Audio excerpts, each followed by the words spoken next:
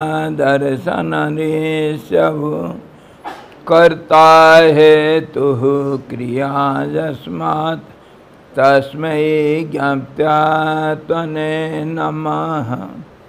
स्फुरन्ति शिखरा यस्मात् आनन्दसाम्बरे वनो सर्वेषां जीवनं तस्मै ब्रह्मानन्दात्मने नमः। ब्रह्मानन्दात्मने नमः। वेदोदधिं समुन्मथ्य ज्ञानरत्नं समुद्रितं येन तस्मै वसिष्ठाय गुरुणां गुरवे नमः। वशिष्ठ जी भगवान की जय। सद्गुरु भगवान की जय। सच्चिदानंद भगवान की जय। शब्द ब्रह्म की जय। सरस्वती महारानी की जय। योग वशिष्ठ जी भगवान की जय। हरि ओम। हम लोग योग वशिष्ठ का निर्वाण प्रकरण उत्तरार्ध का 28वां अध्याय आलोचना करेंगे, जिसमें हम कल क्या देखे थे कि स्पंदन ही सारे संसार का बीज है। सारा कारण, संसार का कारण स्पंदन है। स्पंदन को भूलना नहीं। अस्थिरता और स्थिरता है परमात्मा, अस्थिरता नाम संसार। यह अति सरल, याद रखना। इसके ऊपर कुछ भी दुनिया का सवाल हो सकता है। अनंत सवालों का हल इसमें हो जाएगा। सब सवालों का हल इसी में है। अस्थिरता है संसार, स्थिरता का नाम परमात्मा।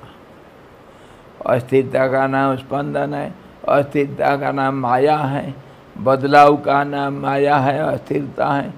और संधि दो के बीच में अनेकता और देश काल परिस्थिति और स्वभाव जो माया, ये सब इसी के अंदर है। और इसी में चित्त, अहंकार, बुद्धि, मन, प्राण, इंद्रियां, शरीर, सब इसी के अंदर आ जाएगा। इससे बाहर जा नहीं सकते। With in this, not in this, with in this है ना। विद इन मतलब कन्फर्म्ड और एम्फासाइज्ड। विद इन दिस, इसके बाहर कुछ नहीं। और इसी के ऊपर आपका योगा, राजयोग, भक्ति योग, ज्ञान योग, कर्म योग, तंत्र योग, मंत्र योग और कुंडलिनी योग, जितने किस्म का योग दुनिया में है सब इसी के अंदर है। मन को स्थिर करना है बस। स्थिर करने में तुम्हारे जितने दुनिया में जितने तुम्हारे धर्म है, जितने कर्म है, जितने जो कुछ होगा सब इसी के अंदर। एक ही हमारा लक्ष्य है, स्थिरता। अस्थिरता हमारा दुख का कारण है। इतनी सरल है। क्यों जाए हम ब्रह्म सूत्र रटने के लिए? रटने से मना नहीं लेकिन कोई गधा भी इसको समझ सकता है। इसको कभी भूलना नहीं।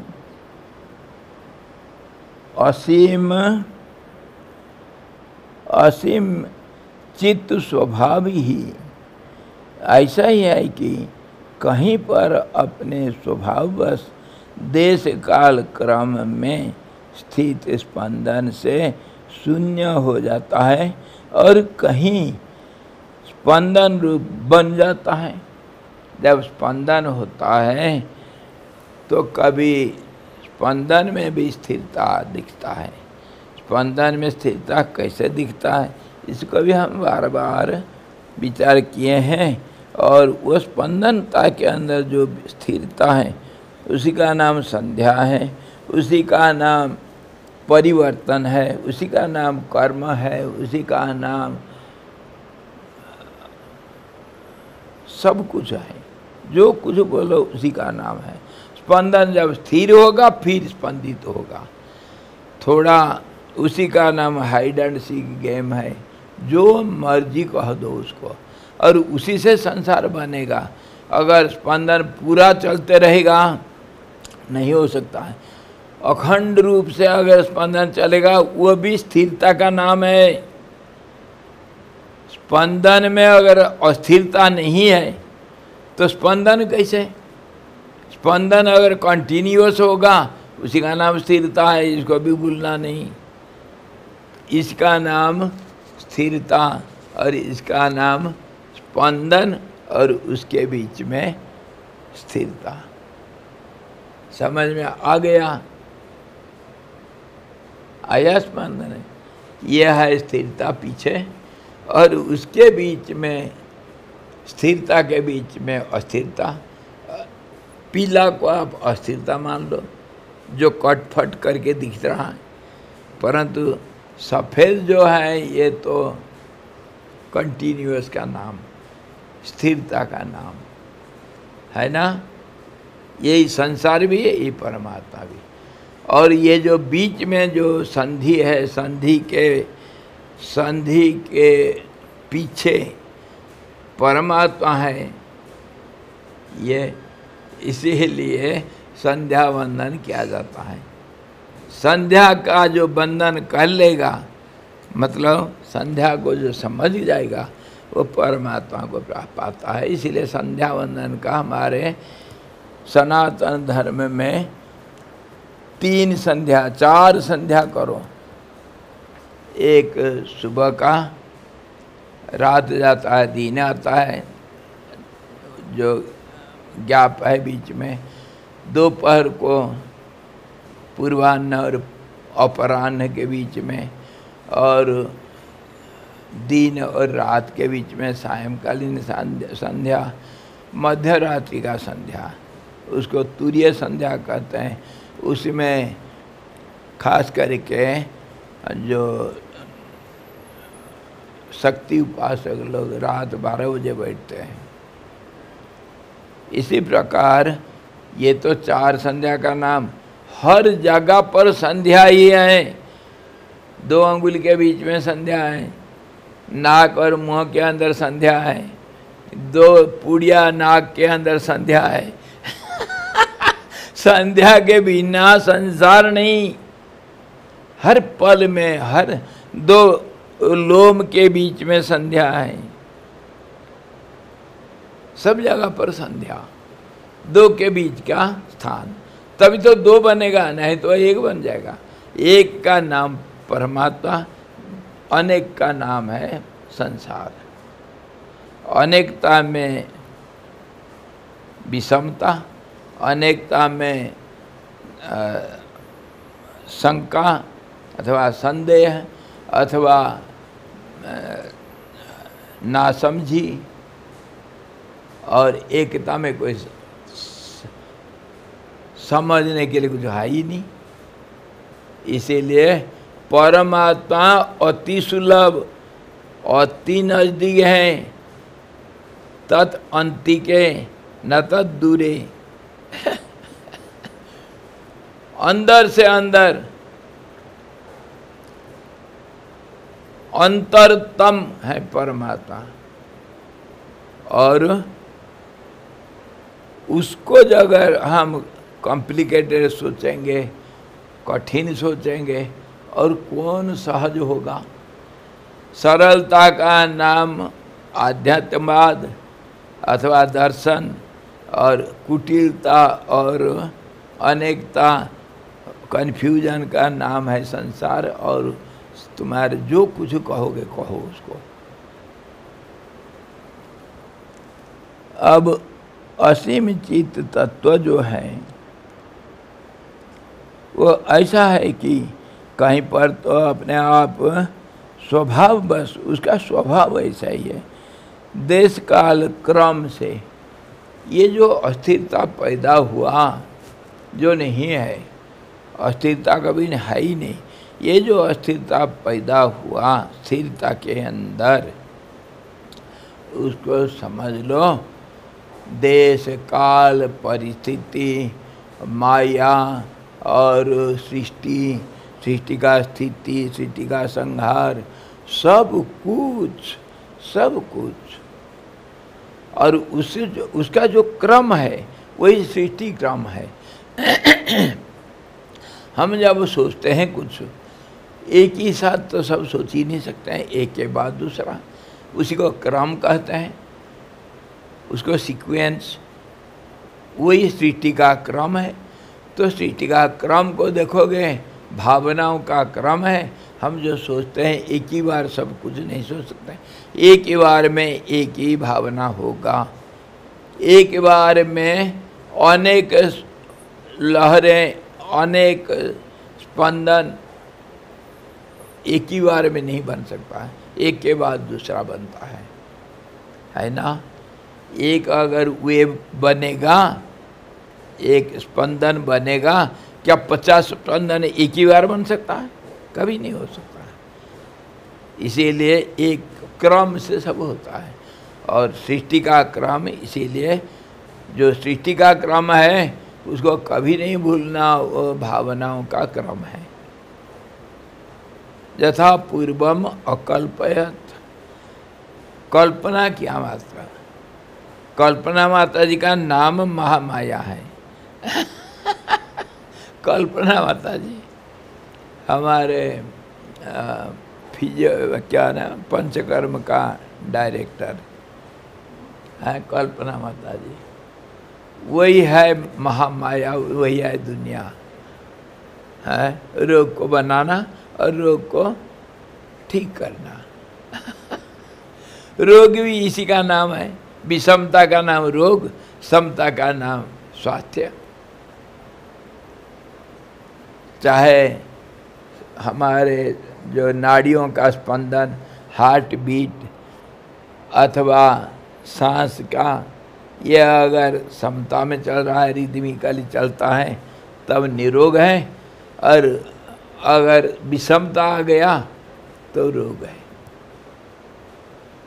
इसी के ऊपर आयुर्वेद, एलोपैथी और नेचुरोपैथी और जितने पाथी है सब इसी के ऊपर गवेषणा करके रोग का दवाई बनाते हैं। मूलभूत तथ्य तो यह है, विषमता को कैसे समता में लाएंगे। ये लेट वैरायटी,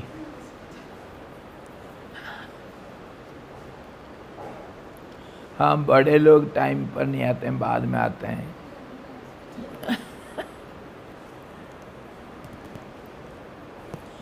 तो कह रहे हैं देश काल क्रम में स्थित जो स्पंदन है उसी से शून्य भी हो जाता है और कहीं स्पंदन रूप बन जाता है। जैसे अभी मैं दिखाया आपको, कभी तो स्पंदित हो जाता है, कभी स्पंद रहित हो जाता है। और इसी से हमको सारे अज्ञान सत्य को हम कंटिन्यूअसली नहीं देखते हैं। सच पूछो तो सब कहीं, सब के अंदर परमात्मा का वास है। इसी प्रकार पेड़ लो, पानी लो, पत्थर लो, पहाड़ लो, पशु पक्षी कीट पतंग इंसान, सब कुछ के अंदर ये स्पंदन है। और ये स्पंदन के बीच में है और नहीं, दोनों चलता है। कभी स्पंदित हो दिखता है, कभी स्पंदन चुप हो जाता है। देखो हमारे सांस के अंदर, देखो हमारे बोलने के अंदर, सुनने के अंदर, हर चीज़ में बीच में संध्या आ जाता है। तो इसी से हम कह सकते हैं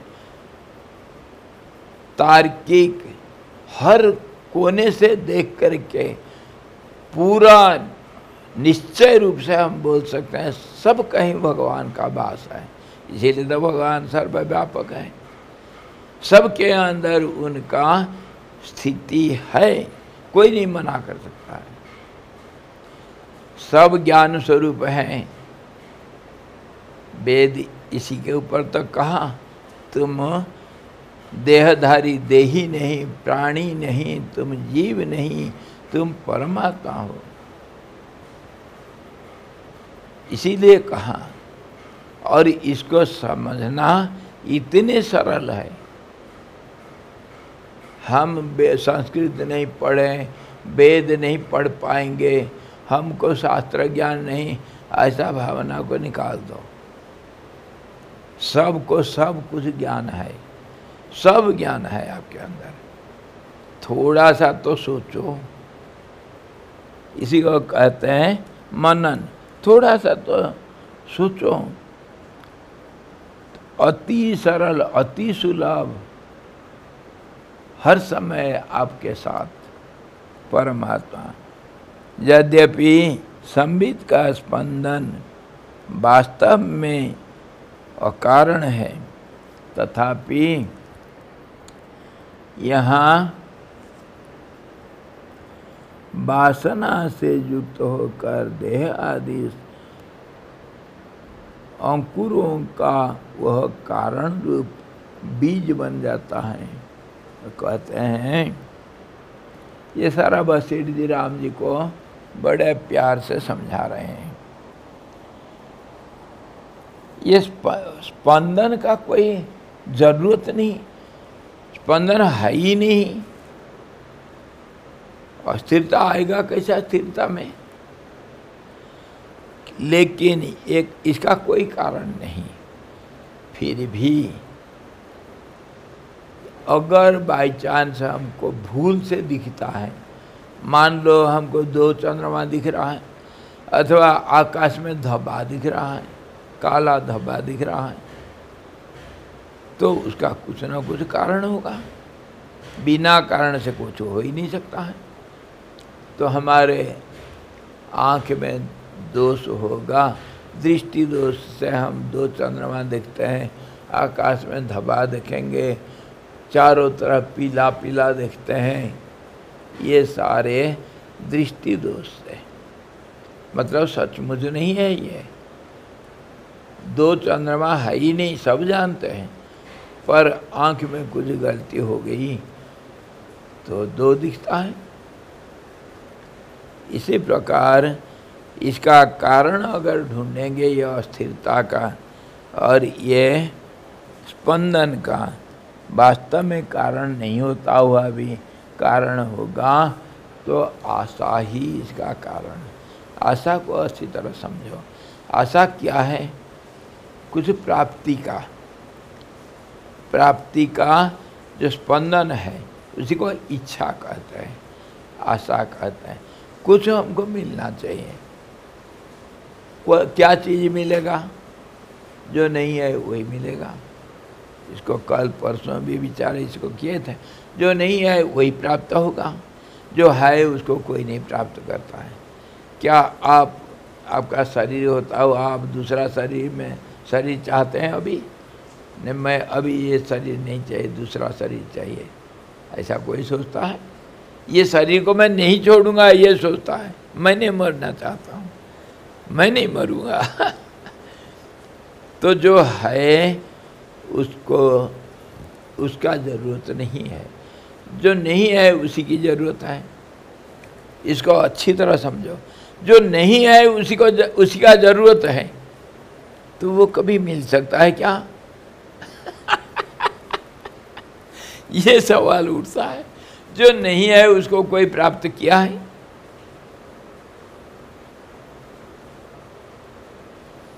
सचमुच वास्तविकता ये है, आप परिपूर्ण हैं, आपके अंदर कोई कमी नहीं है। भूल से कमी को देखते हैं हम, भूल से कमी को देखते हैं। मेरे पास सब कुछ है। वो माताजी लोग आए थे, मुझे आपके साथी मुझे पूछे स्वामी जी कुछ मंत्र बोलो ना, मंत्र हम जप करेंगे। मैं कहा मुझे कुछ नहीं चाहिए, मुझे कुछ नहीं चाहिए, मुझे कुछ नहीं चाहिए, मैं कुछ नहीं चाहिए, इसको जप करो, ये सबसे बड़ा मंत्र है। अरे राम कृष्ण गोविंद गोपाल, ये तो बात की बात है। मुझे कुछ नहीं चाहिए, ये महामंत्र है। ये अगर दिल मान गया तो फिर सब कुछ मंत्र तंत्र यंत्र सब कुछ हासिल तुम्हारे हाथ मुट्ठी में है। मन अगर मान लिया मुझे कुछ नहीं चाहिए, कहने का मतलब ये जो आशा है, आशा मतलब जो कमी है, वासना जिसको हम कमी महसूस करते हैं अपने अंदर, उसके कारण उसकी पूर्ति के लिए हम इच्छा करते हैं। जो नहीं है उसको हमको चाहिए, इसी से इच्छा प्रकट होता है। इच्छा, ये इच्छा ही हमारा स्पंदन का कारण है। क्यों स्पंदन होगा? स्पंदन का नाम गति, प्राप्ति, अप्राप्ति सब कुछ इसके अंदर है। क्यों? मिलेगा फिर छूट जाएगा, फिर मिलेगा फिर छूट जाएगा। क्यों? परिवर्तन है। तो इसीलिए इच्छा करके अगर हम इच्छा की पूर्ति कर लिए, मान लो विषय का संबंध से, प्राप्ति से और स्थूल रूप से हमारे इंद्रियों के माध्यम से अथवा मन का कार्यक्रम के अनुसार हम जो कमी को महसूस करते हैं उसको अगर पूरा कर दिए, वो क्षणिक है, वो बदल जाता है। क्योंकि बीच में एक गैप आना है, इसीलिए जो मिला सो गया। जैसे समय, जो समय आ रहा है हमारे पास वो चल ही जाता है, एक पल में, एक पल नहीं लगता है। वर्तमान ही हमारा धन है, भविष्य अनिश्चित है, कोई नहीं जानता है। अतीत तो मुर्दा है, तो वर्तमान जो है हमारे हाथ मुट्ठी में नहीं रहता है, फिसल जाता है। इसी प्रकार जो हमको प्राप्ति होता है वो चले जाता है। प्राप्ति में अप्राप्ति भी रखा हुआ है, नष्ट हो जाता है, और उसी के पीछे हम सारा जिंदगी बिता देते हैं। ये क्यों है? वासना, और वासना की पूर्ति। वासना इसीलिए है कि हमारे अंदर कमी है। हमारे अंदर कमी हम क्यों महसूस करते हैं? क्यों? हमारे पूर्णता को हम भूल चुके हैं। पूर्णता को भूलेंगे तब अपूर्ण देखेंगे। इसके ऊपर कहानी सुनेंगे, सुनेंगे। कस्तूरी मृग नाभि बसता है, मृग ढूंढे वन माही, जल में मीन प्यासी रे, कबीरदास गाए। पानी के अंदर रहता हुआ मछली कहता मुझे प्यास लग रहा है। ऐसे ही हम परमात्मा के अंदर, परमात्मा के रूप में, परमात्मा के अंदर परमात्मा बन के रहता हुआ भी हमको चाहिए कुछ। अफसोस की बात है, शर्म की बात है। सब कुछ घर में है और हम भीख मांग रहे जाकर के। ऐसे एक बार हुआ, एक भिखारी रास्ता के किनारे कहीं बैठा था, भीख मांग रहा है। बाबू एक पैसा दे दो। ओ जाने वाले बाबू एक पैसा दे दो। तुम एक पैसा दोगे वो 1 लाख देगा। गरीबों की सुनो वो तुम्हारी सुनेगा। ओ जाने वाले बाबू मांग रहा था, भीख मांग रहा था। रास्ता में जा रहा था एक धुरंधर राज ज्योतिष, वो देखा उसका मत्थे को, अरे ये तो महान धनी व्यक्ति है। मत्थे के जो समुद्री के शास्त्र इसको बोलते हैं, हाथ में हस्तरेखा विज्ञान है ना, हाथ को देखते हैं। हम जो सोचते हैं, हमारे जो भविष्य, तो हमारे जो अतीत, सब कुछ हमारे शरीर में प्रकट होकर के दिखता है। मत्थे में, आँख में, और मुँह में, हाथों में, गले में, सब जगह पर हम जो सोचते हैं वो शरीर के बाहर प्रकाशित होता है। उसको जो जानता है वो समझता है। वो देखा उसका माथे की रेखा, ये तो बड़ा भयंकर धनी व्यक्ति है। तो वो पूछा, उसके पास थोड़ा रुक गया, अरे भैया तू भी क्यों मांग रहा? ना बाबूजी क्या करूं, घर में खाने के लिए नहीं, बाल बच्चे हैं, भूखे मरते हैं, कुछ नहीं हमारे घर में, मेरा कोई धन खेती बाड़ी भी नहीं, मैं कुछ काम में भी, मुझे कोई काम नहीं मिलता, काम नहीं देते हैं, तो 2 पैसा मांगता हूँ, किसी भी हालत में शाम को घर चलाऊँगा। तो आजकल के भिखारी लोग तो कार में आते हैं, बोलते हैं अरे तू यहाँ से चले जाना, तेरा हिस्सा हो गया भीख मंगा, तो आ जाना, इधर जाएंगे पिकनिक करेंगे। कार में भीख मांगे। पहले ऐसा नहीं था। तो वो देखा, कहा एक काम करोगे, मैं बोलूँगा तो मेरे को मानोगे? बोलिए। चलो तुम्हारे घर चलते हैं। घर में गया, वास्तुशास्त्र का, घर का सब देख करके, उसका सब बना करके, कुंडली बना करके देखा। एक कमरे के बीच में, ठीक बीच में, बोला यहाँ से खोदो, 10 फुट अंदर खोदो।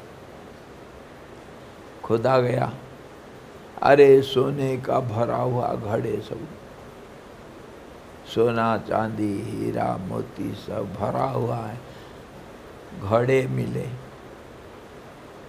उसका आनंद का सीमा नहीं रहा।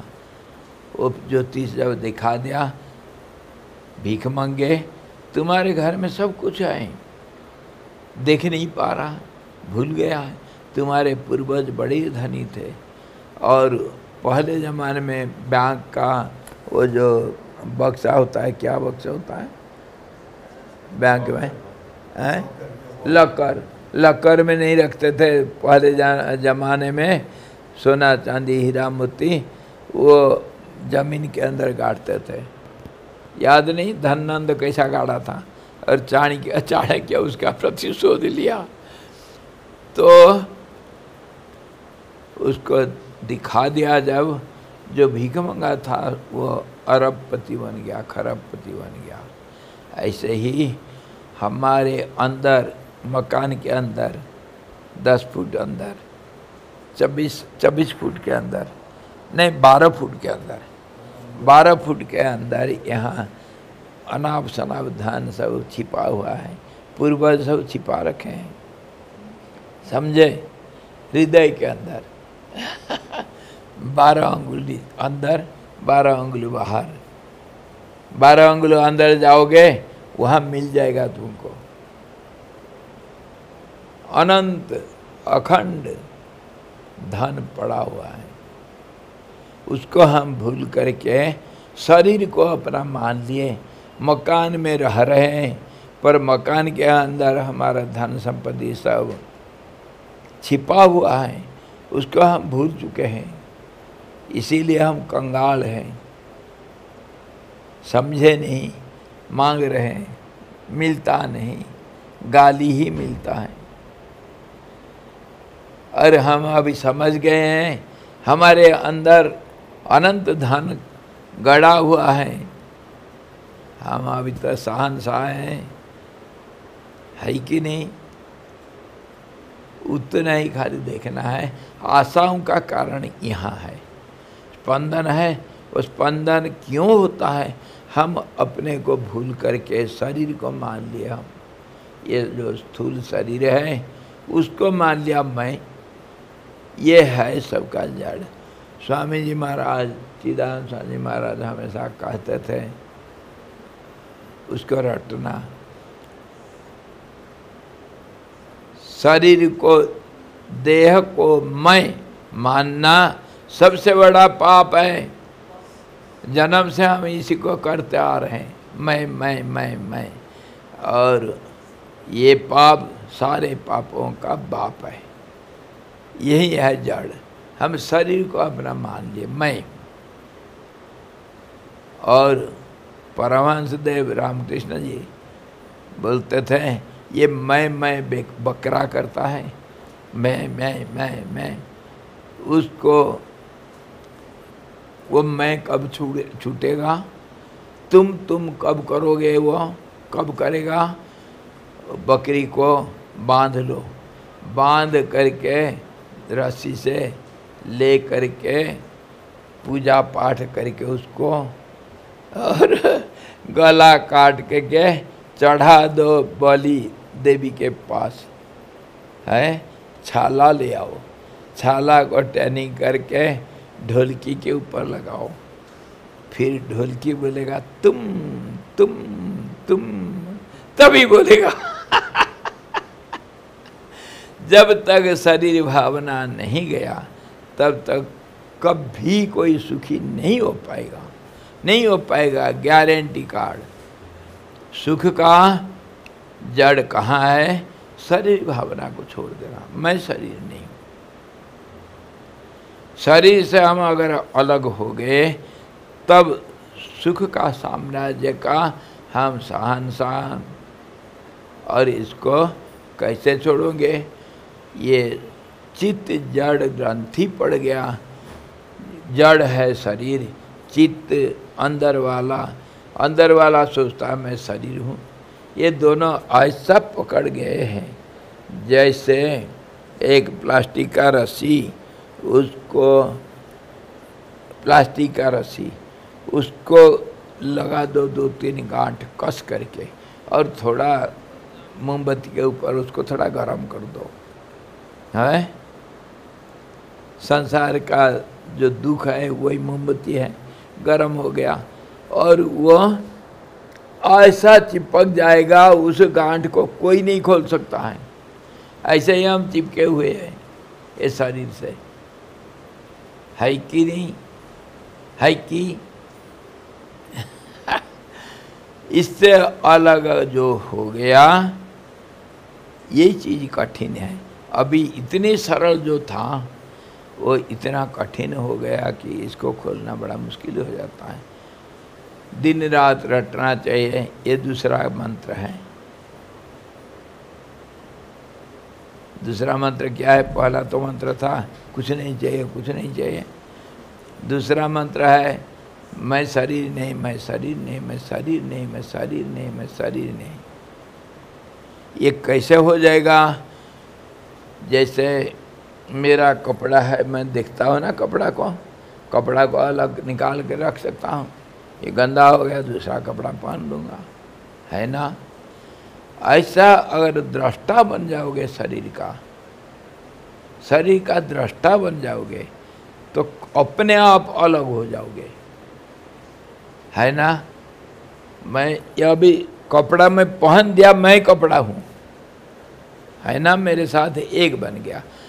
इसको मैं अगर देखने लग जाऊंगा, अरे ये गंदा है रे, ये भी गंदा है, अरे ये इधर पसीना हो गया, इधर वो सुबह खा रहा था, इधर गंदा लग गया, गिर गया, इधर चाय गिर गया, रे इसको निकाल के फेंक दो।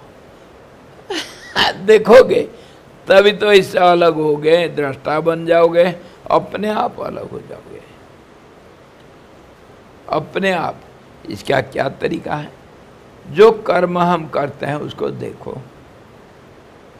खाते पीते, बोलते चलते, सुनते, दृष्टा बन के ये सब कर्म करना चाहिए। ये थोड़ा आदत की ज़रूरत है, पहले कठिन होता है, नहीं तो सरल तरीका कैसे?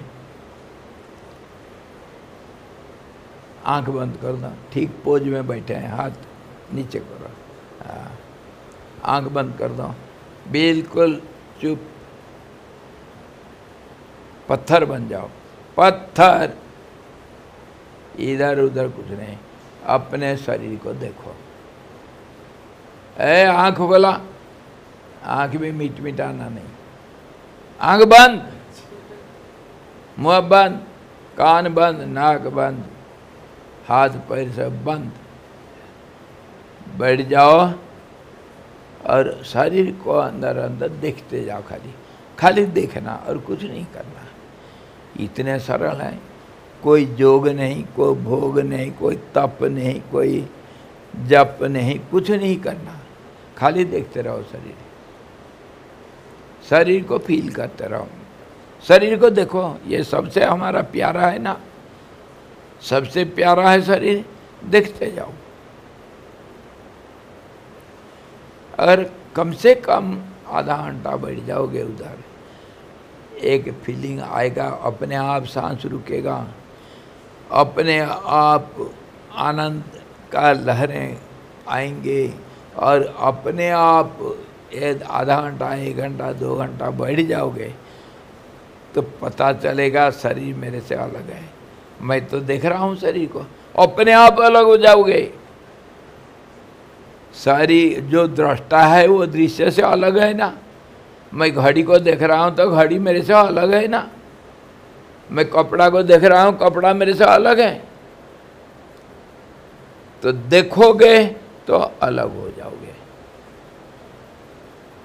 देखो, इससे सरल अभ्यास क्या हो सकता है दुनिया में? शरीर को देखते रहो, शरीर को अगर देखते रहोगे, शरीर से अलग हो जाओगे तो वही अलग तुम कौन हो अपने आप को पहचान लोगे। मैं तो शरीर नहीं हूँ तो मैं कौन हूँ? एक सूक्ष्म तत्व जिसको मैं करके मैं मान रहा हूँ, अपने आप सब कुछ हो जाएगा, कुछ करना जरूरत है, सब समझ में आ जाएगा। इसी प्रकार इसका कारण का कारण, कारण का कारण में जाएंगे जब, इस प्रकार हम मूलभूत सच्चाई में पहुंच जाते हैं। और ये जो आशा आदि हमारे मन में दिखता है, वासना इत्यादि दिखता है, वो वासना से युक्त हो करके ये जो वासना, जो स्पंदन वास्तव में तो अकारण है, कारण तो नहीं है, लेकिन अगर दिखता है स्पंदन, उसका कारण है वासना। वासना से युक्त होकर के देह आदि, ये शरीर आदि बन जाता है। जैसे बीज में अंकुर दिखता है, बीज से अलग नहीं है भी अंकुर, लेकिन अंकुर अलग होकर के दिखता है। ऐसे ही वो शरीर को बना देता है और कारण रूप बीज बन जाता है। वो बीज बनेगा कौन? इसीलिए कहा आदि बीज। आदि बीज परमात्मा, वो स्पंदन के कारण वासना बन करके शरीर को बना करके कभी फंस जाता है। कौन फंसा जाल में? मकड़ा फंसा, मकड़ा फंसा जाल में। कैसे? मकड़ा अपने अंदर से निकाल के सब जाल बनाया, उसके अंदर बैठ गया, मैं तो बंध गया। ऐसे ही हम बंधे हुए हैं, हमारे बंधन का और कोई कारण नहीं, कोई कारण नहीं दूसरा। इसके ऊपर एक कहानी सुनेंगे, हैं? सुखस्य दुखस्य न कोपि दाता, सुख दुखों का देने वाला कोई नहीं है। हम हमेशा दूसरे को जिम्मेदार ठहरा देते हैं। अरे आज ये ऐसा चावल बनाया था ना, बिल्कुल कच्चा था, उसको कौन खाएगा? चबाते चबाते बदहज़मी में मैं खा नहीं पाया। और वो जो कढ़ी बनाया था ना, वो तो गुलगुले सब इतना कठिन था, और कढ़ी में ना नमक ना मिर्च कुछ है। मैं खाया नहीं आज, बेकार। वो जो रसोईया है ना, कुछ नहीं जानता है। मैं नहीं खाया, भूखा रहा का कारण कौन है? रसोईया। दूसरों के ऊपर अपना जो अज्ञान को थोपना और दूसरों को हमारे सुख दुख का कारण बनाना, मान लेना, ये हम सबका आदत है। आदत। हम कभी अपने को जिम्मेवारी नहीं ठहराते। सच पूछो तो जितनी हमारे दुख का कारण है अथवा जितनी समस्याएं हैं, सबका कारण मैं ही हूँ। इसको समझना कठिन। हम मानते नहीं, समझना तो दूर रहा है। समझते नहीं, मानते नहीं। मैं हमेशा अच्छा हूँ और दूसरे सब गलत हैं। मुझे कितने सब लोग फ़ोन करते हैं, स्वामी जी मैं तो किसी को कभी कुछ नहीं कहा, लेकिन मेरे को गाली देते हैं। मैं क्या करूं? कोई माताजी बोली अपने परिवार के बारे में, बोली स्वामी जी ये बच्चे लोग कभी मेरी बात नहीं सुनते हैं, मैं क्या करूं? बोल बोल के थक गया। और उनको भी मैं बोलता हूँ, वो भी मेरे बात नहीं मानते। पतिदेव। मैं स्वामी जी दिन रात सोच में पड़ा हूँ, बेचैन, मुझे कभी नींद नहीं आती है, परिवार सब उजड़ गया। मैं क्या कहा मालूम? मैं कहा माता जी मुझे तो पूछ रहे हो, लेकिन मैं जो कहूँगा करोगे क्या? मैं जानता हूँ तुम करोगे नहीं, तो मुझे पूछ करके फ़ायदा क्या? मैं जानता हूँ तुम्हारे घर को सुधार दूँगा, लेकिन तुम मानोगे क्या? स्वामी जी आप मेरे सब कुछ हैं, आप मेरे माँ बाप सब कुछ हैं, आप बोलो मैं करके दिखाऊँगा। मैं कहा ठीक है, किसी को कुछ नहीं बोलना। चुप बैठना, जो गलतियां करते हैं करने दो। हुआ क्या? उनका लड़का बाइक लेकर के, दिल्ली की बात है, बाइक लेकर के पहले बाइक लाया है, पहले सीखा है, लेकर के तेजी से चल रहा था, बाइक एक्सीडेंट हुआ, पैर तोड़ा। मम्मी कुछ नहीं बोली। और ऐसा सुधरा हुआ लड़का आज एक हीरा का टुकड़ा है वो।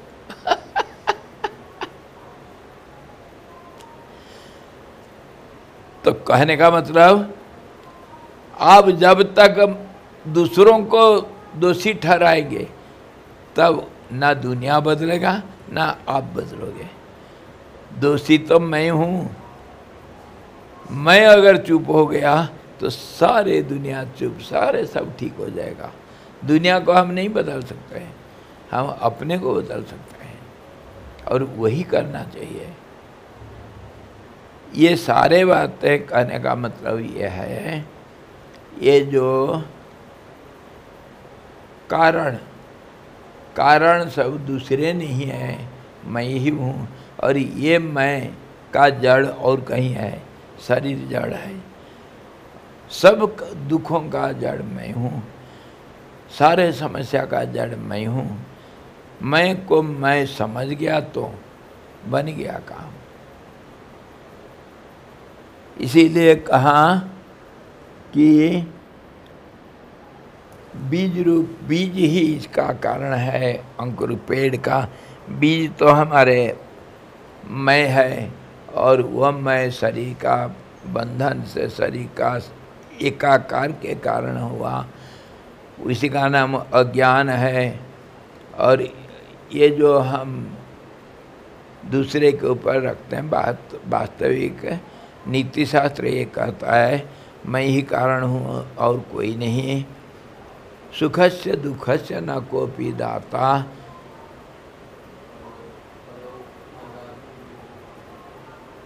सुखस्य दुखस्य न कोपि दाता, परो ददातीति कुबुद्धिरेषा, अहम करोमीति वृथाभिमानः। नहीं, सुखस्य दुखस्य न कोपि दाता, स्वकर्म सूत्रेण बद्धा ही लोकाः। स्वकर्म सूत्रेण बद्धा ही लोकाः, परो ददातीति कुबुद्धिरेषा, अहम करोमीति वृथाभिमानः। परो ददातीति कुबुद्धिरेषा मतलब सुख दुख का कारण कोई नहीं दुनिया में, और उसका कारण सिर्फ कर्म है। मैं जो कर्म करता हूँ उसी का फल सुख दुख आता है। गीता में सुंदर रूप से सजा बताया।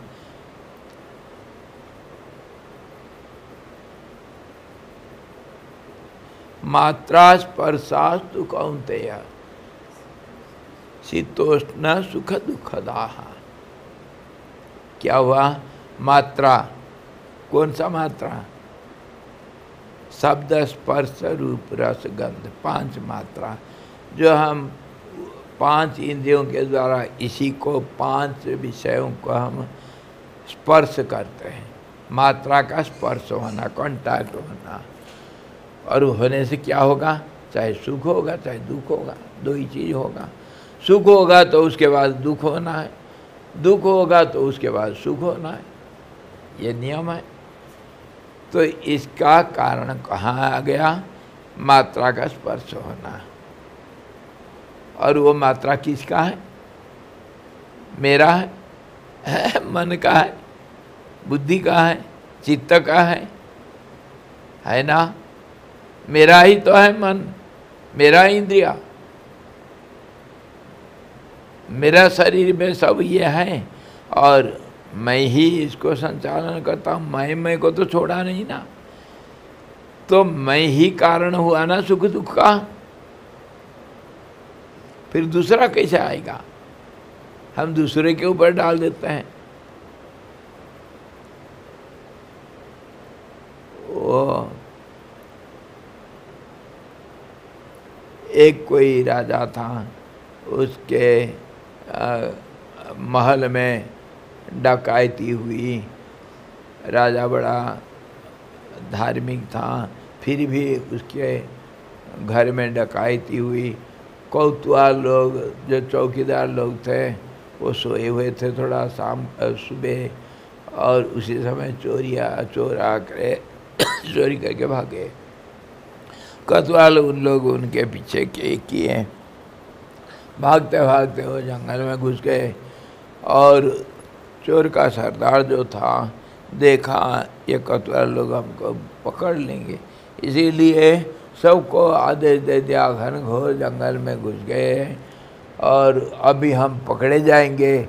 इसीलिए सबको बोल दिया ये सामान सब जो है ना, पेड़ के नीचे एक जोगी ध्यान में बैठा है, उसके सामने सब रख दिया और बोल दिया तुम जहाँ जैसे भी होगा अलग अलग हो जाओ और छिप जाओ, धान मिल जाएगा। वो लोग धान पा करके ले जाएंगे, भाग जाएंगे, चले जाएंगे वापस, हमको नहीं पकड़ेंगे, नहीं तो हम सब मारे जाएंगे। तो ऐसे ही हुआ। आए कोतवाल लोग, आ करके देखे अरे चोर का सरदार बैठा है, ध्यान का ढोंग कर रहा है। वो सचमुच बड़े जोगी थे, जंगल में एकांत में बैठे ध्यान में समाधि में गए हैं। और चोर लोग कपट किए, छल किए। तो कोतवाल लोग सोचे वैसे ही जैसे चोर लोग सोचे थे, छल किए थे। ये साला ये है चोरों का सरदार, ढोंग बनाता है ध्यान का, है। तो चलो धन तो मिल गया और बाकी चोरों को जाने दो, इसको पकड़ो। खूब पिटाई किए, कुछ नहीं हो रहा है। वो तो समाधि में बैठा है, शरीर का भार नहीं, पीटाई हुई खूब लेकिन जोगी उठा नहीं, तो उसको ऐसे ही उठा करके घोड़े पर बैठा दिए, धन संपत्ति ले करके आ गए और बाकी चोरों को जाने दो, छोड़ दिए। आ करके राजा को बोले, महाराज ऐसा ऐसा हो गया था, हम तो चोर को पकड़ लिए, चोर का सरदार को पकड़े, चोर भागे, चोर का सरदार को पकड़ लाए और संपत्ति सब मिल गया। राजा बड़ा गुस्सा भी किया और खुश भी हुआ, चलो ठीक किया, वो साले को चढ़ा दो सूली में। सूल, सूल क्या होता है? जिसमें बैठा दिया जाता है, एक लोहे का पहिना, लोहे का चारों तरफ धार जिसका होगा, उसके ऊपर जो दोषी को बैठा देते हैं। सूल धीरे धीरे फूट जाएगा सिर में, आदमी खत्म। और इतनी कष्ट होता है कि उससे बढ़ करके कोई अंदर से सब काट देगा, पूरा अंतड़ी को काट काट करके जा करके सिर में फूट जाएगा, शरीर टुकड़ा टुकड़ा होकर गिर जाएगा। इसको सूली कहते हैं। पहले ज़माने में सूल में दंड देते थे, मृत्यु दंड। त्रिशूल तो 3 है कुल, पर वो सूल में बिल्कुल एक में अनेक धार है, चारों तरफ से ऐसा धार, और आखिर पूरा सुई के वहाँ भी रहेगा। सुई के ऊपर बैठा दिया, क्या होगा? शरीर का भार है, वजन। राजा बोला चढ़ा दो उसको सूली में। वो जोगीराज थे, अभी भी ध्यान नहीं खुला, उसको पकड़ के लाए थे, चढ़ा दिए सूली में। सूली में चढ़ा दिए तो सूली में चढ़ा दिए तो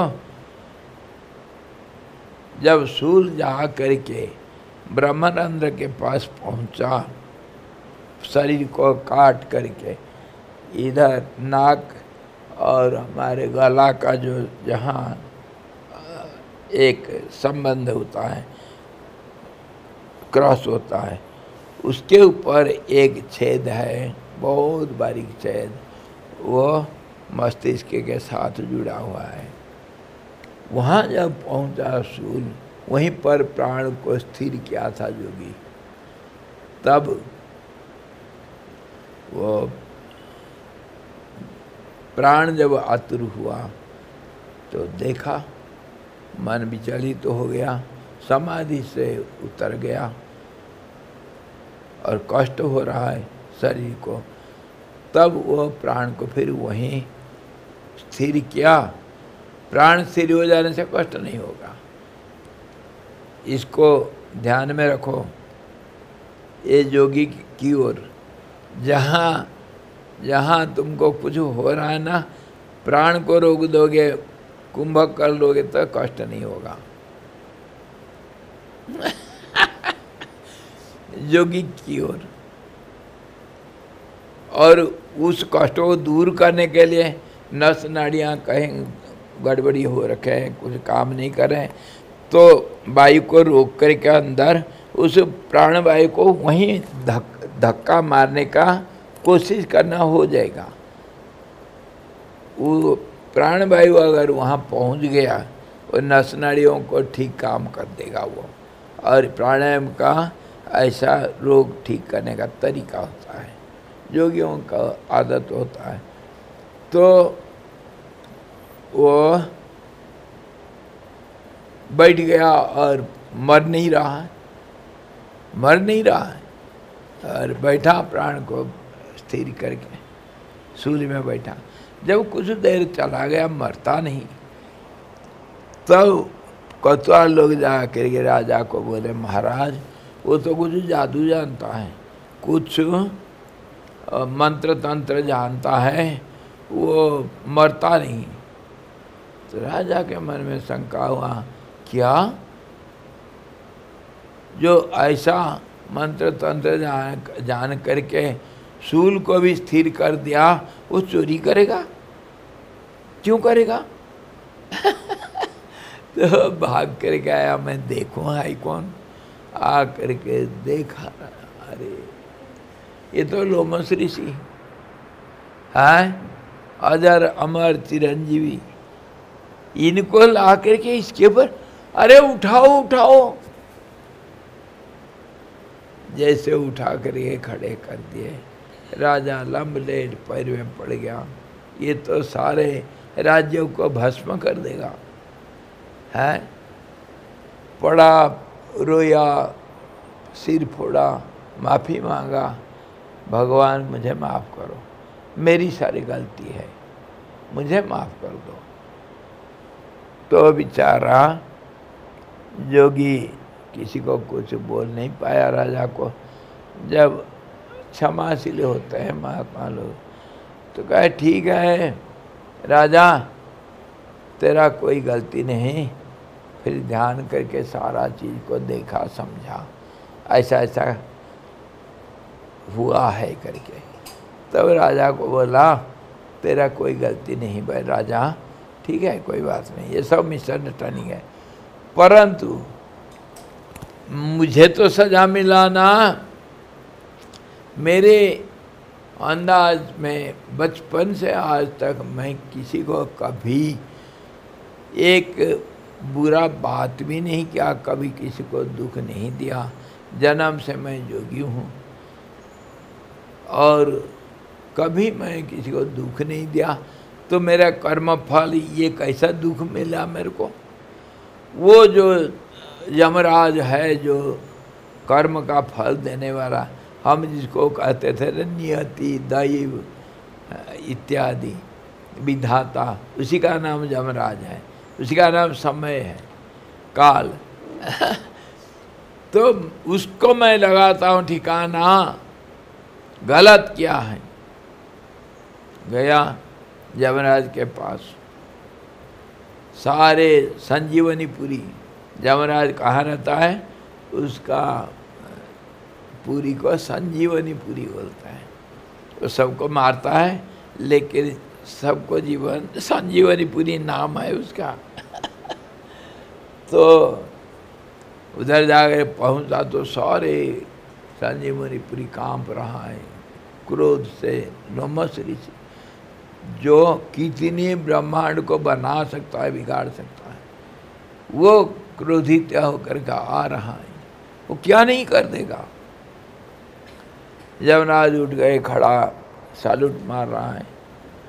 यमराज महाराज बैठिए, अपना सिंहासन बैठिए, महाराज क्या सेवा करें। क्या सेवा करोगे? हाँ बोलो मेरे को, अब भी मेरा क्या गलत था कर्म, किस कर्म के बहाने मुझे सूली पे चढ़ाया, बोल, नहीं तो देखा अब मैं क्या करता हूँ।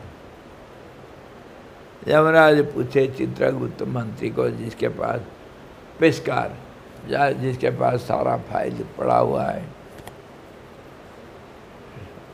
तो चित्रगुप्त ने कहा महाराज अभी बोलता हूँ।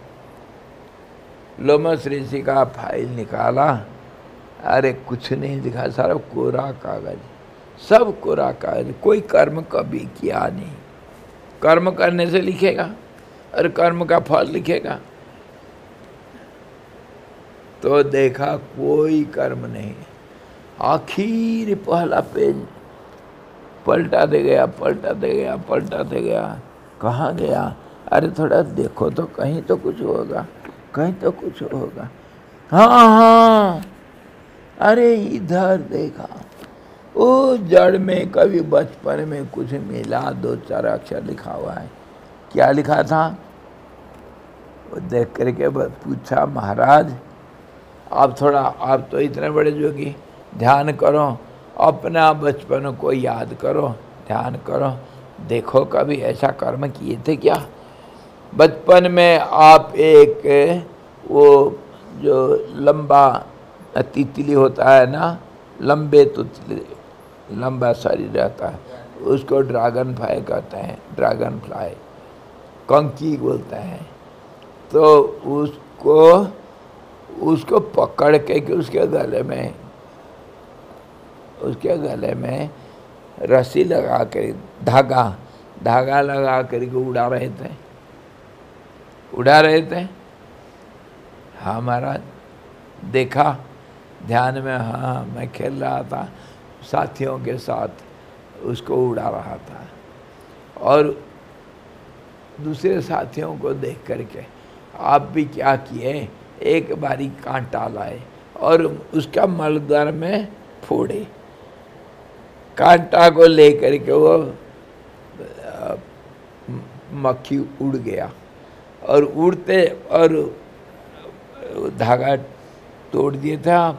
वो जब उड़ रहा था आप देख रहे थे, वो कांटा गिर गया था, है ना? हाँ, सही बोल रहे हो। तो उसी का तो फल ये है, कांटा चुभा और निकल गया।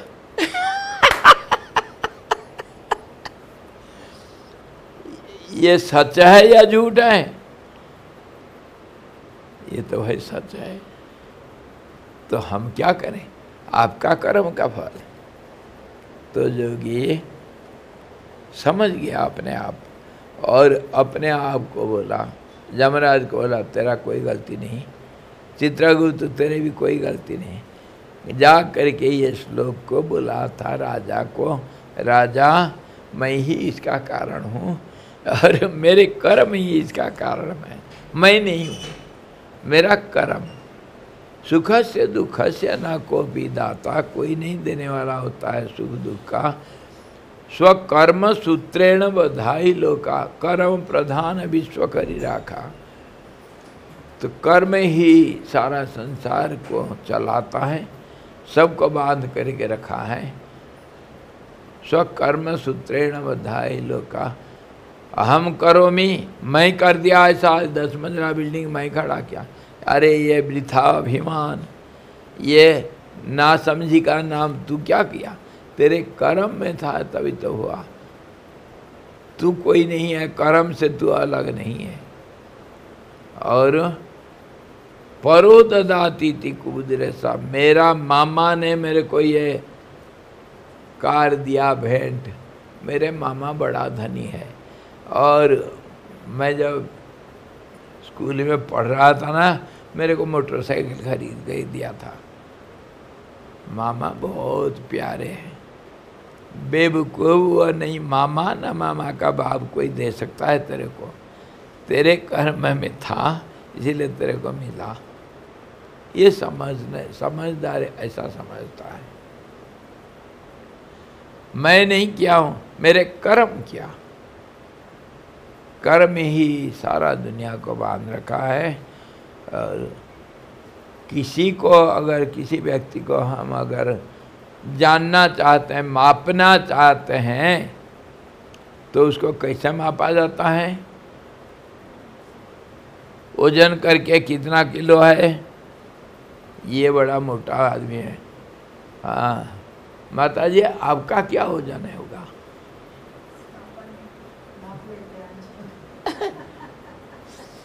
गुलाटी जी, आपका वजन कितना है? नहीं मापे? 80 किलो। अच्छा, इससे आदमी को मापा नहीं जाता है। कितना वजन है उससे मापा नहीं जाता है। कितने फुट ऊंचा है, आपका ऊंचाई कितना है, उससे भी नहीं मापा जाता है। आपके पास कितने धन है, धन से भी नहीं मापा जाता है। आदमी को मापने के लिए क्या होता है? फुट, इंच नहीं, धन नहीं, किलो नहीं। किससे मापा जाता है? कर्म ही उसका मापदंड है। कर्म से मापना है। क्या कर्म किया है समझे? इंसान को पहचानने के लिए उसका कर्म को देखना है। उसका धन को, उसका मन को, उसका शरीर को, तन मन धन, इसको नहीं देखा जाता है, इसको मापा नहीं जाता है। उसका कर्म को मापा जाता है। वो कर्म क्या क्या है उससे बड़ा छोटा मापते हैं। कर्म ही सब कुछ है। अब हम अपना जो विषय हम चर्चा कर रहे थे, बीज है हमारा कर्म। और कर्म जो है वासना को भी तैयार करता है। वासना से फिर वासना पूर्ति हमारा कर्म का चलता रहता है और सुख दुख रूपी फल हमको भोगना पड़ता है। जी जी, इसी प्रकार वो करा सारा कारण बतला रहे हैं।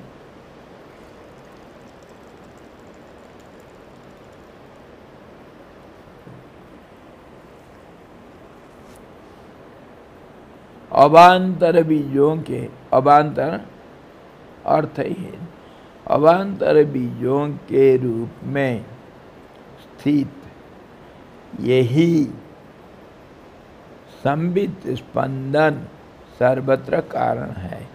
अवान्तर मतलब जिसका कोई माने नहीं, जो जिसका कोई रूप रेख कुछ नहीं, जो नहीं है। मतलब कहने का अब विसर्ग है, विसर्ग और अंतर, जिसमें कोई अंतर नहीं, कोई कारण नहीं, वो जिसका कोई अर्थ नहीं है। अवान्तर, अवान्तर कारण जो है, जिसका कोई मतलब कारण नहीं है, वो ऐसा दिख रहा है। अवान्तर का बीजों के रूप में, ये बीज जो हम आदि बीज अकेले परमात्मा को माना है। और भगवान क्या झूठ बोल दे गीता में? कभी कभी झूठ बोलता है भगवान ना। भगवान सुनते हैं, समझते नहीं, कभी कभी झूठ बोलते हैं और झगड़ा पैदा कर देते हैं, कभी बहुत कुछ गड़बड़ी कर देते हैं। अब भगवान का नियत भी ठीक नहीं।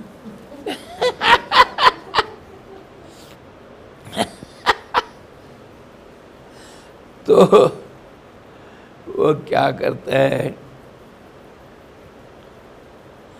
भगवान झूठ बोल दिए। क्या बोल दिए झूठ? गीता में किया कहे, अहम बीज प्रदा पिता, मैं ही सबका बीज हूँ। सच है? कालू बड़ा चालू है, बड़ा झूठ बोलता है। पूछा, कोई पूछा, माँ जसोदा, नहीं माँ जसोदा नहीं था, नहीं थी, वो दूसरा गोपी थी। उसके घर में घुस कर के चोरी कर रहा था मक्खन, ऊपर वो ठेलू के ऊपर, ठेलकू के ऊपर रख कर ऊपर जा कर के मक्खन खा रहा था। अचानक गोपी आ गई और देख लिया बदमाश अंदर है और कोई नहीं, तो अचानक अंदर घुसा। जैसे घुसा उसको कालू को पता चल गया, तो देख रहा है। तो वो गोपी पूछता है, अरे कान्हा उधर क्या कर रहा है तू? है चोरी करता है, तेरे घर में मक्खन नहीं? कंगाल, मैं जसोदा को अब भी बोलूंगी। तो चालू गुस्सा करके कहता, क्यों? मैं क्या कर रहा हूँ? कुछ नहीं कर रहा हूँ, मैं तो ऐसे ही आकर के देख रहा था इधर कुछ सफ़ेद सफ़ेद, मेरे एक सफ़ेद बछड़ा खो गया है। बछड़ा खो गया, मैं उसको ढूंढ रहा था, मिला नहीं, इधर कुछ सफ़ेद सफ़ेद देखा, तब मैं सोचा क्या पता इसके अंदर मिल जाएगा।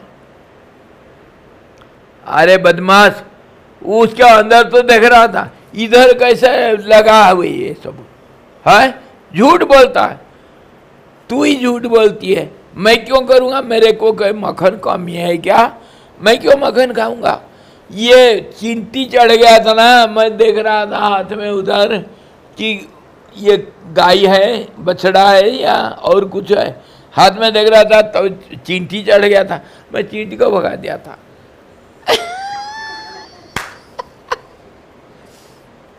इतने चालू है, झूठ बोलने में माहिर है।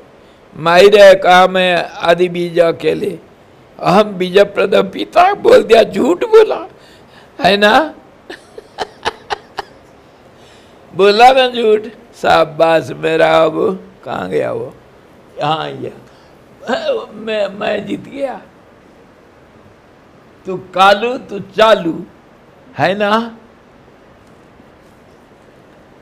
तो बीज प्रद पिता, अगर संसार वृक्ष है तब उसका बीज है, समझे। वो चालबाजी में कुछ रहस्य रखता है।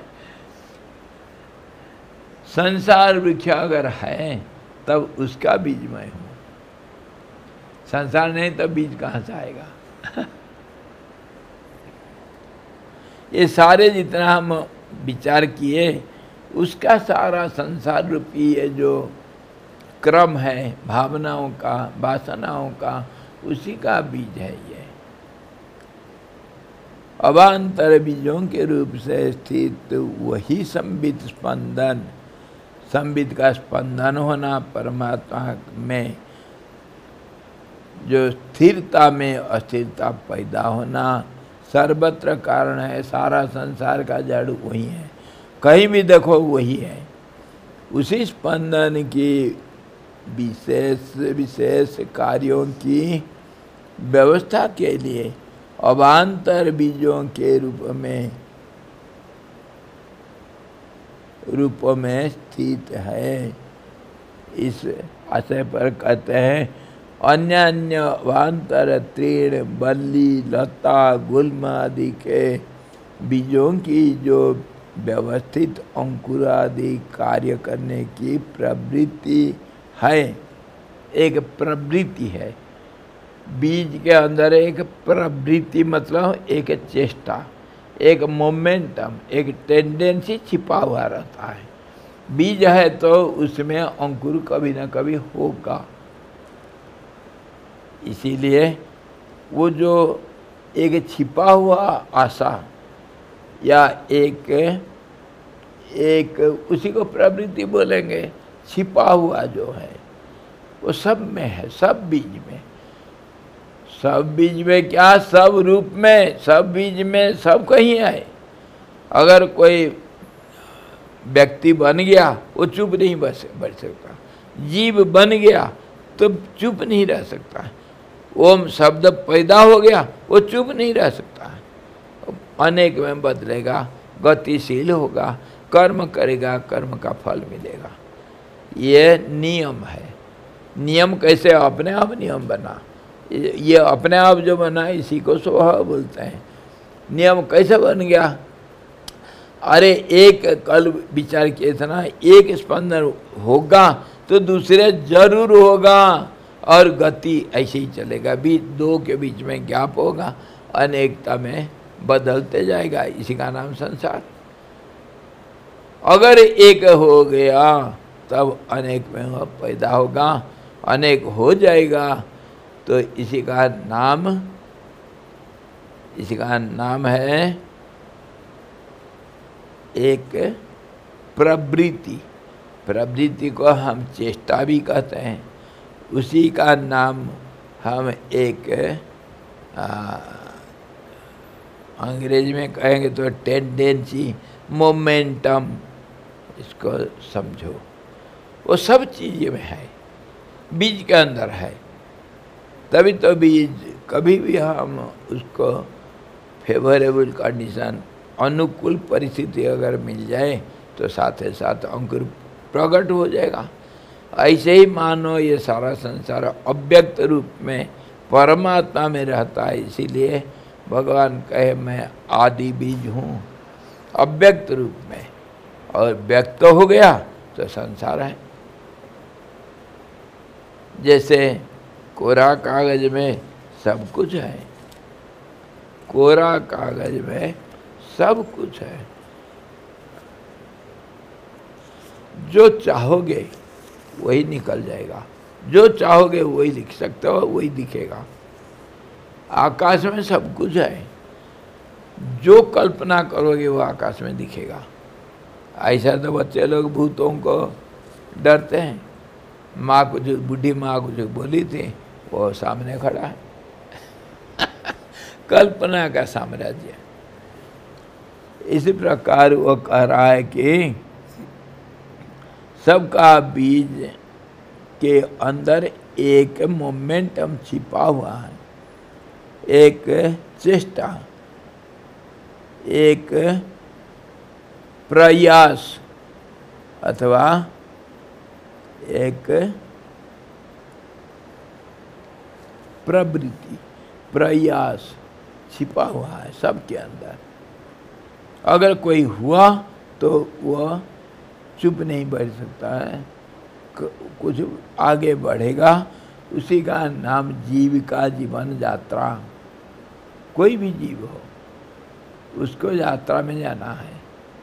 आप लोग यात्रा में आए ना, यात्रा में जाना है। कोई चुप नहीं बैठ सकता है। बीज के अंदर रहने वाली शक्ति ही अंकुर है।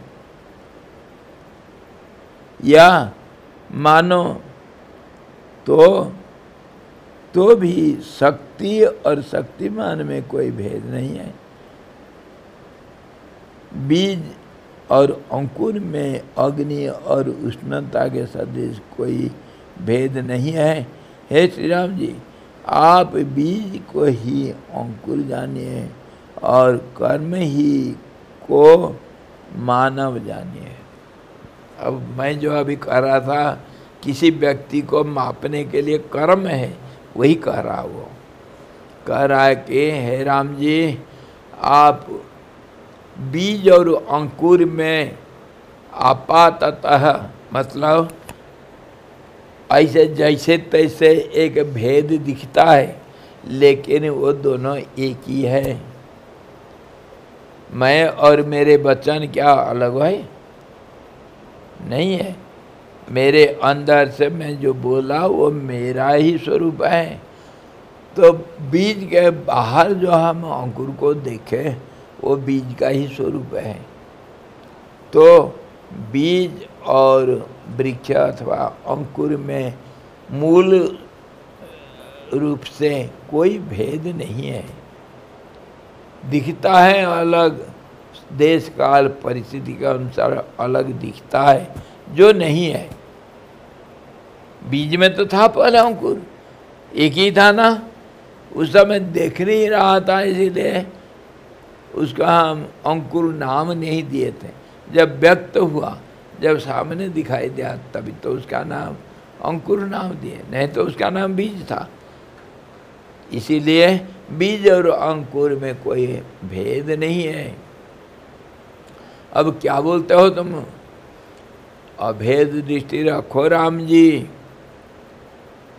ये खाली ऐसे ही दिखता है। और इसका ये भेद क्यों दिख रहा है? क्योंकि कर्म के कारण। कर्म अगर नहीं करेगा, स्थिर हो जाएगा, तो भेद नहीं होगा। कर्मणि अकर्मजः पश्येत अकर्मणि च कर्मजः स बुद्धिमान मनुष्येषु सयुक्त कृष्ण कर्मकृत। सारे कर्म को वही करता है जो कर्म के अंदर अकर्म को दिखता है। ये कर्म नहीं है, कर्म के रूप में दिखता है, ये नहीं है कर्म। कर्म के अंदर अकर्म को जो देखता है, मतलब अकर्ता भावना रखता है। कर्म करता हुआ अकर्ता, मैं नहीं करता हूँ, तो कौन करता है? प्रकृति है क्रियमाणानि गुणे ही कर्माणि सर्वसा। प्रकृति के द्वारा तीन गुणों को स्पंदित करके विषमता पैदा करके स्वभाव उसको कर्म के रूप में बदल देता है, बदल देती है। उसी का नाम कर्म है। विषमता का नाम कर्म है। तो कर्म में अकर्म कैसा देखोगे? विषमता में समता अगर देख सकते हो, अस्थिरता में अगर स्थिरता को देख सकते हो, तो कर्म के अंदर अकर्म को देख पाओगे, है ना। अस्थिरता के अंदर स्थिरता कैसे? जो पानी था स्थिर था, वही थोड़ा अस्थिर हुआ तो तरंग बन गया। दोनों के अंदर एक समदृष्टि जो जिसका है, वो कर्म को अकर्म रूप में देख सकता है समदृष्टि होने से। यही है तरीका कर्म को ज्ञानाग्नि दग्ध कर्माणि जो कहा गया, यही है ज्ञान। और ज्ञान कहीं कहीं छिपा हुआ नहीं, जंगल के अंदर गुफा के अंदर कहीं, इसी का नाम ज्ञान है। और ये सारे ज्ञान का सारे ज्ञानों का स्थिरता का नाम ज्ञान है, अस्थिरता का नाम अज्ञान है। अस्थिरता का नाम कर्म है, स्थिरता का नाम अकर्म है। इसको भूलना नहीं। सारे वेद पुराण उपनिषद जो कुछ भी है दुनिया में, सबका सारी यही है। राम जी को घोट घोट करके पिला रहे हैं भगवान वशिष्ठ जी, घोट घोट करके, पियो पियो। आप बीज को ही अंकुर जानिए और कर्म ही को मानव जानिए। कर्म जो है उसी का स्थूल रूप इकट्ठा कर देने से मनुष्य है, अथवा इंसान, अथवा कोई जीव बना। जीव मतलब कर्म करेगा। मनुष्य क्यों कहा, दूसरा चीज क्यों नहीं कहा, जानवर क्यों नहीं कहा, पशु क्यों नहीं कहा? नहीं, मनुष्य जो है वो कर्म का फल को भोगता है, कर्ता बनता है, कर्ता भोक्ता बनता है। लेकिन दूसरे योनियों में कर्म करता हुआ खाली भोगता रहता है, कर्ता नहीं बनता है। क्यों, कैसे? 3 किस्म के योनियों को क्लासिफाई किया गया। जितने 84 लाख योनि हैं उसको 3 किस्म से बांटा गया। एक तो सूक्ष्म योनि जो श्रेष्ठ है और जिसको हम देवता कहते हैं, सूक्ष्म जीव है। वो सूक्ष्म रूप से अनंत मतलब बहुत समय मतलब मनुष्य पार्थिव समय की तुलना में ज़्यादा समय तुलना करने से होगा। वो स्वर्ग में देवता के रूप में रह करके सूक्ष्म जो शरीर में सिर्फ आनंद ही भोगना है। उनके लिए कोई नियम कानून नहीं, समझे? 7 स्टार होटल में जा कर के बैठ कर मौज उड़ाओ। क्यों? कि पहले से पैसा तुम्हारे बैंक बैलेंस बहुत सारे हैं, अरबों कमा रखे हैं, कोई बात नहीं। महीनों, अरे 6 महीना रहो, क्या रखा है, सब कुछ बटन दबाओ आ जाएगा।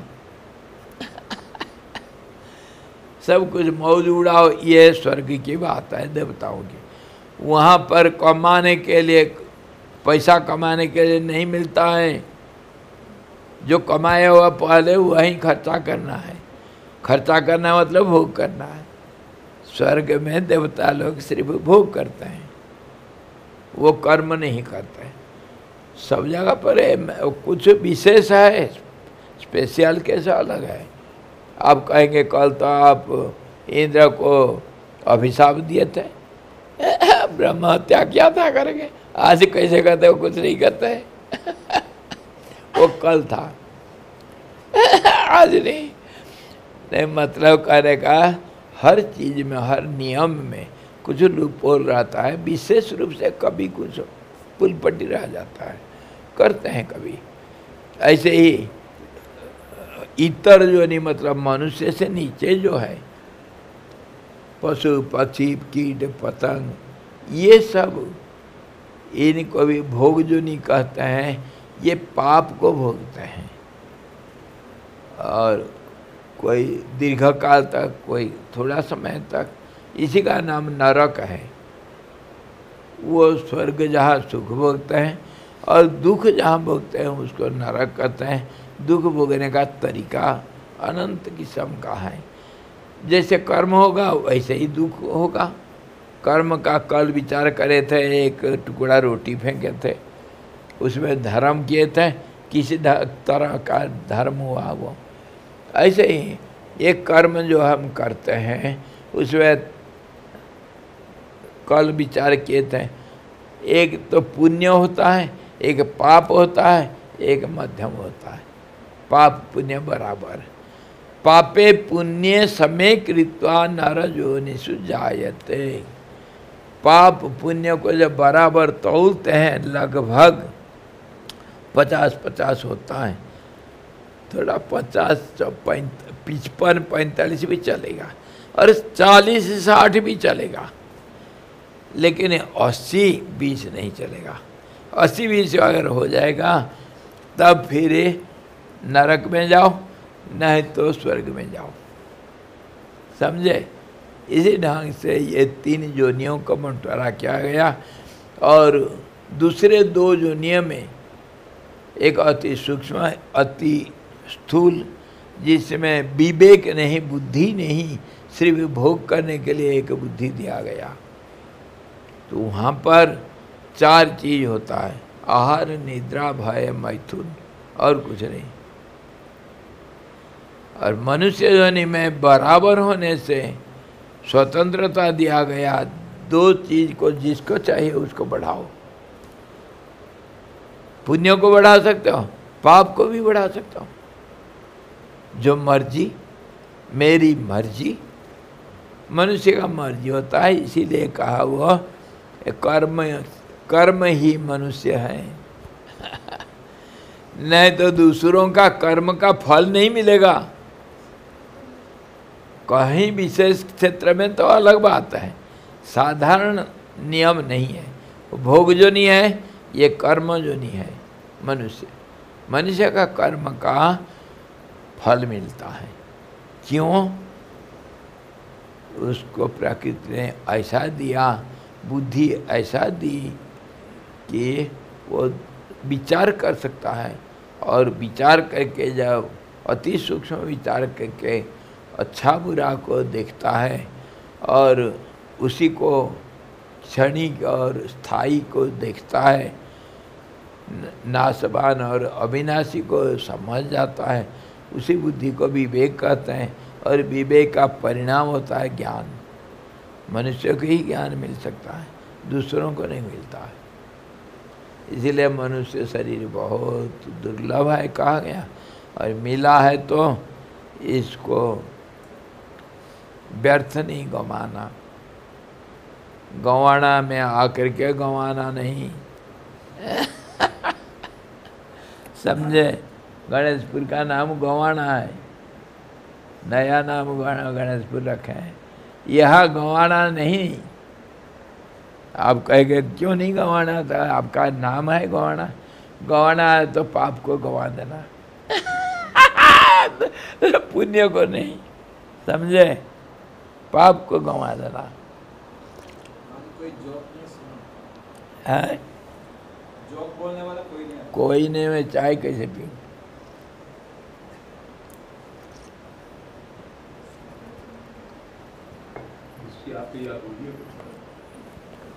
आज मेरे ख्याल में आज इतना रखते हैं, फिर कल देखेंगे। मनुष्य ही कर्म है, और मनुष्य को मापने के लिए कर्म ही है।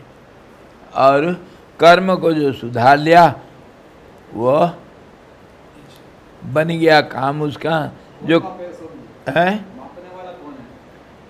खुद है। आप जब अपना वेट देखते हैं, कोई 10-20 बुलाते हैं क्या? शरीर को देखते रहो। तो पूछ रहा था किसका शरीर को? नहीं, शरीर को देखना वो दूसरी अध्याय। वो शरीर को देखना मतलब हम अभ्यास करते हैं साक्षीपना, शरीर से अलग होने के लिए। पर्पस वो था, शरीर से अलग होने के लिए शरीर को देखना। साक्षी बन जाओगे तो दर्शन से आप अलग हो जाओगे, दृश्य से अलग हो जाओगे, इसीलिए कहा था। पर शरीर को देखोगे तो शरीर का नाम कर्म है, और स्थिर कर देना का नाम कर्म से रहित। इसीलिए तो स्थिर बैठना और देखना ये कर्म कैसा करेगा, देखो। कर्म करने नहीं देना, अस्थिरता लाने नहीं देना। सांस भी रुकना चाहिए, अपने आप रुकेगा। इसको कहते हैं सहज कुंभक, अपने आप होना चाहिए, नाक दबाना नहीं। स्वामी जी, इसमें पाप पुण्य की परिभाषा, जिसमें शरीर को जो है, मैं को शरीर समझना ही सबसे बड़ा पाप है। पाप पुण्य कल बताया था। परोपकाराय पुण्याय पापाय परपीड़नम, दूसरे को दुख देना पाप है और सुख देना पुण्य है। जैसे भी करो, मनसा वचसा कर्मणा, तीन ढंग से। मन से किसी को दुख नहीं देना, वाणी से किसी को दुख नहीं देना, कर्म से शरीर से किसी को दुख नहीं देना। दुख नहीं देना मतलब किसी का रास्ता में अड़ंगा नहीं डालना जीवन यात्रा में।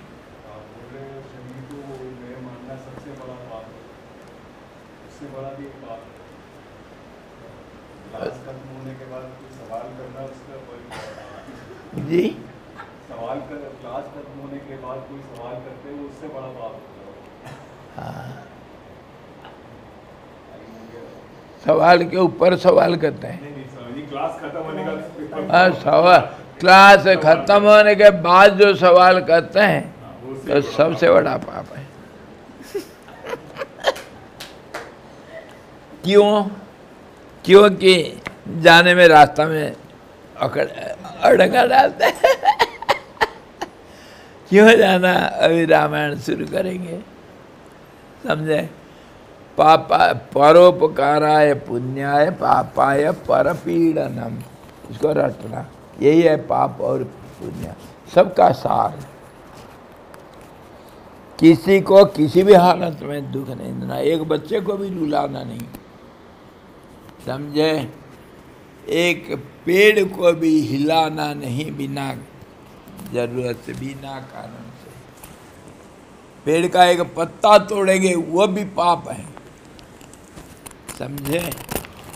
फूल तोड़ना पाप है। फूल तोड़ने का तरीका है, पेड़ से पहले माफ़ी मांगते हैं, मंत्र है सब। पेड़ को पहले माफ़ी मांगेंगे, पेड़ में जान है, पेड़ का सुंदरता को आप आघात पहुंचाते हैं। मैं सज धज करके चंदन तिलक लगा करके टाई टुई पहन के बैठा हूँ, और आप आकर के टाई में चाय डालते हैं, गंदा डाल देते हैं, मेरा मिटा देंगे, ये पाप नहीं होगा? ऐसे ही तो पेड़ के साथ हुआ। उसका फूल नहीं तोड़ सकते हो। हाँ, तोड़ना है जरूरी तो माफ़ी मांगना और प्रार्थना करके अनुमति ले करके जितना जरूरत है उतना तोड़ना। ये सब शास्त्र में सब बताया। किसी को दुख नहीं देना, कुत्ता को लात नहीं मारना, हाथ जोड़ना, लात मारने से पाप होता है। रोटी खिलाओगे प्यार करके तब फिर उसका नाम है पुण्य। किसी माँ ने बच्चे को सिखाया जी बोलना, माँ कुत्ता जी आ रहे हैं, कुत्ता जी आ रहे हैं। जी बोला करो, जी लगाना। हरि ओम पूर्णमदः पूर्णमिदं पूर्णात् पूर्णमुदच्यते पूर्णस्य पूर्णमादाय पूर्णमेवावशिष्यते। ओम शांति शांति शांति। सद्गुरु भगवान की जय। सच्चिदानंद भगवान की जय। शब्द ब्रह्म की जय। सरस्वती महारानी की जय। जोग वशिष्ठ जी भगवान की जय। हरि ओम।